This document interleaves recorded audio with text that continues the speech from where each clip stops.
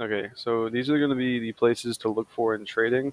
So we're going to, it's kind of like an in-depth video. It's going to be one of the ones that you actually are kind of want to pay attention to, one of the ones that you're going to need in the future as well.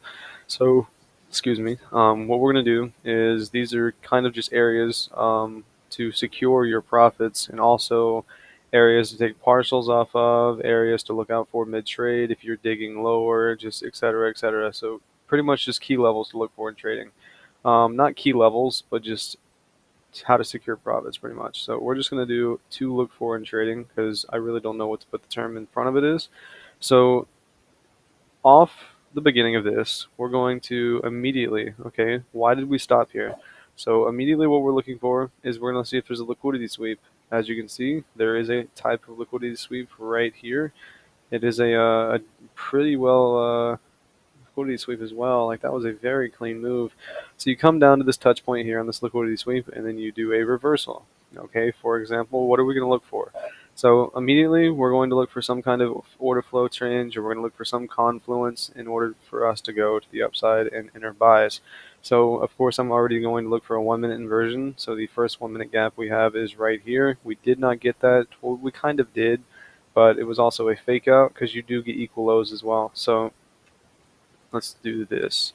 So, all right, you're in a trade, and we're going to look for change in. Let's just do the change in state of delivery, which you guys know what that is. I'll have to do a video on that, but it's technically just the change of the way the trend is going. In my honest opinion, I genuinely identify as change in the state of delivery as change in the trend. So you want to identify a change in the trend. You want to get the opposite confluences of what's happening. So what I mean by that is if you're going down, you're going to want to find confluences to go up. So opposite, or if you're doing a continuation model, you know what you're looking for. So you just want to look for confluences towards your trade and what to look out for. So that's actually a great title to have this to. So immediately when we're going for the liquidity sweep, we're looking for a 1 minute inverse. Okay, cool. You have that 1 minute inverse here. You did have it here, but you didn't technically close strong above it. You want a strong closure. You got a strong closure here, got a 1 minute inverse, and then ran. So why did we run up to here? Now this is something that people do not tell you guys. So let's scroll up here. What do we have? We have kind of continuation down trend right here. What are these? I typically call these like rejection areas. I don't call them rejection blocks, they're just rejection areas. So these rejection areas are the strongest thing that you're going to look for in order to secure profits, take partials, or your actual take profit. So immediately off of these things, I'm going to be looking for some sort of reaction. And as you can see, some sort of reaction. These humps here, you typically always get some sort of reaction. You get one here, you get one here, you get one, you didn't really get one here. But for example, let's go to another one. All right, huge hump, reacted into it, fell. Okay, huge hump, reacted into it, fell. All right, have another one right here. As you can see, came into it, fell. You can just identify them. They're kind of just rejection areas. I like to call them, in my opinion, rejection areas. That's all I got. Rejection blocks is a whole other story. Those are kind of just the bottom of the wicks. But yeah. So what we're looking for is we're going to be looking for session lows and session highs as well. So we're going to have rejection areas, higher time frame, and session PD arrays. Let's do that. Session PD arrays. Now, what I mean by session PD arrays is you're going to look for London lows and London highs. So, what London lows and London highs is pretty much just a high and low of a session. So, down here, we didn't come to a high and low of a session. Well, we did right here, New York low. We came directly to it actually, and then we pumped up.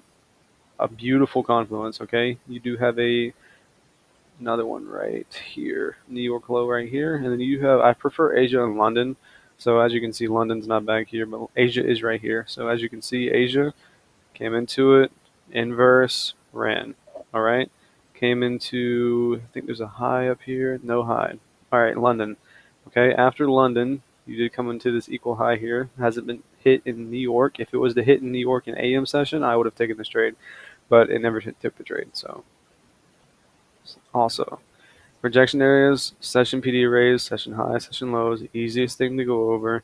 Higher time frame. Okay, what do we have with a higher time frame with this reversal here? Let's go to the 15-minute time frame. Why are we rejecting here? You want to find that out. And also, 15-minute inverse. Bang. Cool. All right. And we do have all-time highs, so it is rough to identify these types of things. But session PD arrays in higher time frame. So we have rejection areas, they're little humps. We have higher time frame, what we're doing right now. So higher time frame is going to be fair value gaps, which is a 15-minute fair value gap here. We dug lower, 15 fair value gap here, never came into it, so we came to the session low and the 15-minute fair value gap. Never closed below. Well, we did kind of close below, but we made the V shape here. So in my personal opinion, I would go to the 1 hour or the 4 hour gap, if there is one here, which there is. Perfect. There is a 4 hour inverse right here. I'm going to go ahead and draw a line at the top of this inverse here. I actually did take a long off this and got break even because how we were reacting. It was rough, but all good. Going to have that line drawn there. Going to go all the way back to see what this line looks like later in the day. And as you can see, we do come lower than we're supposed to, but as you can see here, we have that 15-minute gap lined up. We have the 1-minute inversion lined up, so perfect A+ setup. And as you can see, we come back later on into this 4 hour gap, and we just kind of balance over it as a support level. And never close over it. You do want to look at the candle wear off. So candle wear off is another thing. Candle wear off.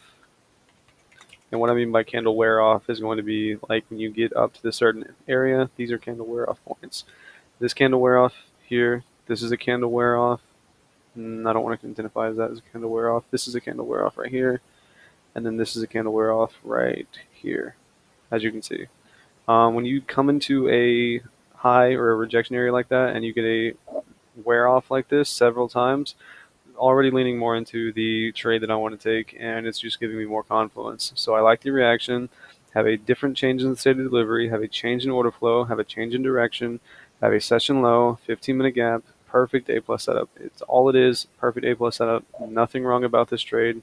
I don't see anything wrong with this trade, honestly. I mean, we don't usually just typically blast off to the opposite direction.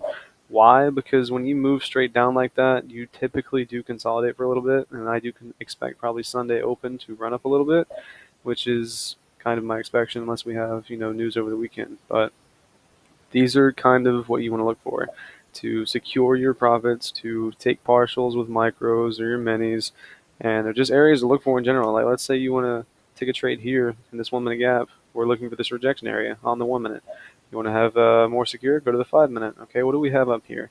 Do we have anything on the 5 minute? Look around. We have a 5 minute inverse that we made on the way up. Cool. We have a 5 minute gap right here. And as you can see, this 5 minute gap, you did close under, but then you came back and closed under it again. So then you have a 5 minute inverse at this high. And that's not great for your trade. You want to find some area to exit out of this trade, and you want to just be done with it. As you can see, we consolidated in this area for about an hour. So yeah, that's about it. I mean, it's genuinely not that hard to identify these different areas towards your trade. But yeah, this is how to identify different areas to take partials, take profit, your stop losses. I'm going to go over that. Probably, I did do that in a previous video, but stop losses, of course, you should know that. All right, cool, hit session low. All right, put it somewhere around here.